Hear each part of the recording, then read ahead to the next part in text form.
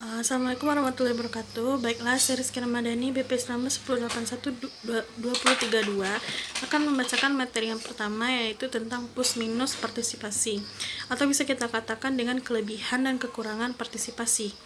Yang pertama tentang kelebihan atau nilai plus dari partisipasi ini, yaitu yang pertama, partisipasi memperluas basis pengetahuan dan representasi, di mana dengan mengajak masyarakat yang luas ini dalam proses pembuatan keputusan, maka dapat menghasilkan seperti meningkatkan representasi dari kelompok-kelompok komunitas. Yang kedua, adanya membangun perspektif yang beragam yang berasal dari beragam stakeholders. Yang ketiga, mengakomodir pengetahuan lokal, pengalaman, dan kreativitas sehingga memperluas kisaran ketersediaan pilihan alternatif. Maksudnya di sini tuh seperti ketika pembuatan keputusan tersebut, maka kita dapat mengetahui inspirasi atau pendapat dari masyarakat luas tersebut. Jadi tidak hanya stuck pada para pembuat keputusan.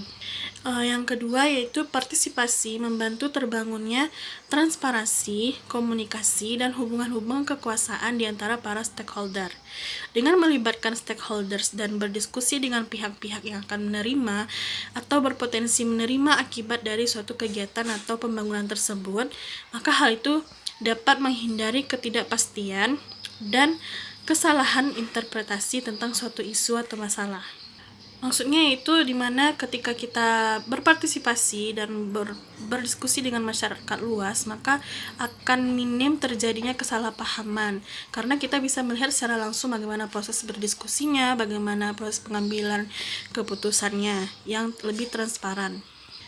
Kemudian yang ketiga yaitu partisipasi dapat meningkatkan pendekatan iteratif dan siklikal dan menjamin bahwa solusi didasarkan pada pemahaman dan pengetahuan lokal, di mana dengan membuka kesempatan dalam proses pengambilan keputusan tersebut, maka para pembuat keputusan dapat memperluas pengalaman masyarakat dan akan memperoleh umpan balik dari kalangan yang lebih luas. Dengan demikian, kegiatan yang dilakukan akan lebih relevan dengan kepentingan masyarakat lokal dan akan lebih efektif. Jadi maksudnya di sini ketika kita ikut serta dalam suatu proses pembangunan atau suatu perencanaan, maka seperti yang kita katakan tadi, masyarakat dapat meluangkan kreativitasnya, inovasinya, dan pengetahuan-pengetahuannya tentang apa yang mereka butuhkan pada masyarakatnya. Kemudian dan juga dari mengikuti proses tersebut, masyarakat juga dapat memperluas pengetahuannya, di mana mereka bisa mengetahui bagaimana proses pengambilan keputusan, mereka bisa mengetahui bagaimana perencanaan dalam pembangunan tersebut. Yang keempat yaitu partisipasi akan mendorong kepemilikan lokal, komitmen, dan akuntabilitas, yaitu pelibatan masyarakat lokal dapat membantu terciptanya hasil yang berkelanjutan dengan memfasilitasi kepemilikan masyarakat terhadap proyek dan menjamin bahwa aktivitas-aktivitas yang mengarah pada keberlanjutan akan terus berlangsung. Jadi maksudnya ketika masyarakat dilibatkan dalam sebuah perencanaan, maka perencanaan itu tentu akan terus berlanjut, dimana ketika masyarakat terus mengeluarkan inspirasinya, inovasinya, sehingga terus tercipta ide baru atau gagasan baru untuk sebuah perencanaan dalam pembangunan tersebut.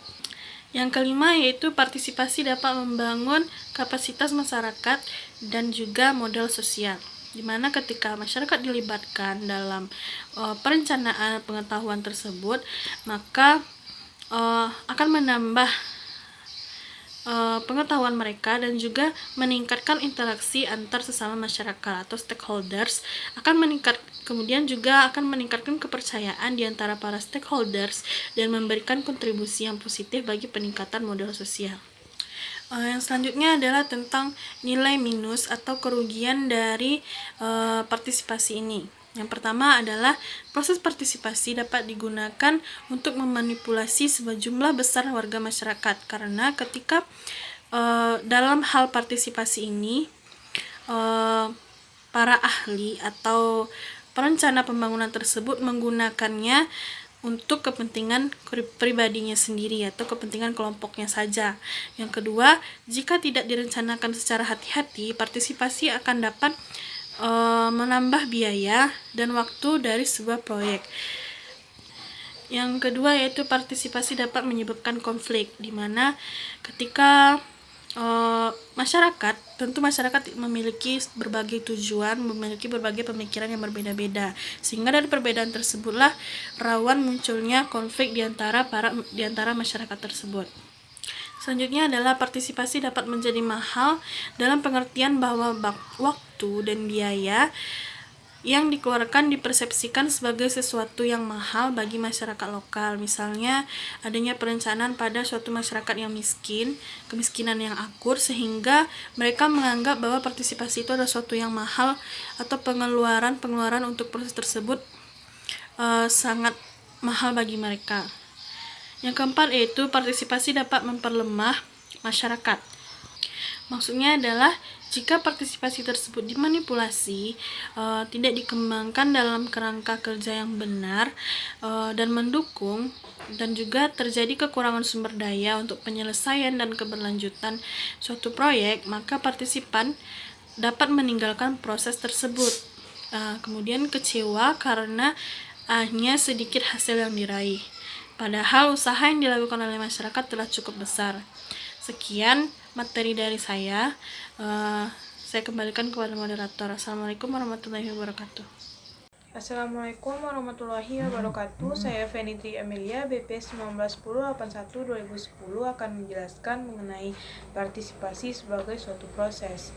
Nah, di sini Bank Dunia dalam Suartanta tahun 2001 memberikan definisi partisipasi sebagai suatu proses para pihak yang terlibat dalam suatu program atau proyek yang ikut mempengaruhi dan mengendalikan inisiatif pembangunan dan juga menjadi sumber daya pembangunan yang mempengaruhinya.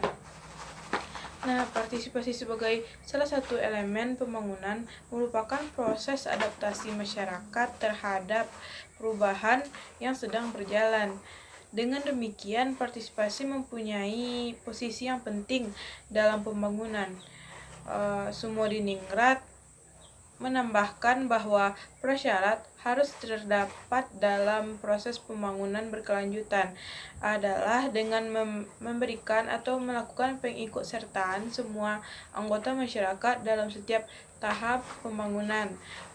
Hal ini dijelaskan dalam Sumodiningrat dalam tahun 1988. Sekian dari saya. Assalamualaikum warahmatullahi wabarakatuh. Assalamualaikum warahmatullahi wabarakatuh. Saya Sali Nuraini, PP 191081-3018 akan menjelaskan tentang persyaratan wujudnya partisipasi. Kegiatan pembangunan bukanlah sekadar kewajiban yang harus dilaksanakan pemerintah, namun juga menuntut keterlibatan masyarakat yang ingin memperbaiki mutu hidupnya. Di mana partisipasi masyarakat merupakan perwujudan dari kesadaran dan kepedulian serta tanggung jawab masyarakat terhadap pentingnya pembangunan yang tujuannya itu untuk memperbaiki mutu hidup mereka. Lalu adanya tumbuh dan berkembangnya partisipasi masyarakat dalam proses pembangunan mensyaratkan adanya kepercayaan dan kesempatan yang diberikan pemerintah kepada masyarakat itu untuk terlibat secara aktif di dalam proses pembangunan. Lalu ada 3 unsur pokok yang menentukan tumbuh dan berkembangnya partisipasi masyarakat, yaitu 1, adanya kesempatan yang diberikan kepada masyarakat untuk berpartisipasi. Lalu yang kedua, adanya kemauan masyarakat untuk berpartisipasi, dan ketiga, adanya kemampuan masyarakat untuk berpartisipasi. Baik, sekian dari saya. Terima kasih.